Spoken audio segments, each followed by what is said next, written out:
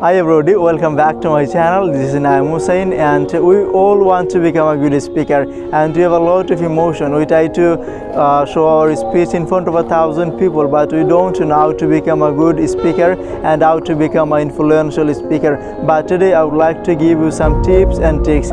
Believe me, when we talk, we have three things: fun, creativity, and the beauty of your word. So how to improve that? So if you want to improve your creativity, fun, and beauty, and if you want to impress a lot of people by talking, I think that read a lot of book and as well as try to practice and everywhere, and whenever you are going to get a lot of people, try to talk with them, and it will really help you a lot to overcome your fearness. So if you can improve your fear and if you can overcome your fear, I'm hoping that it will really help you a lot to become a good speaker. And you need to understand your audience and who is your audience, and according to that you'll try to talk in front of them. So I'm hoping that you'll practice a lot. You'll get a lot of speaker in the world.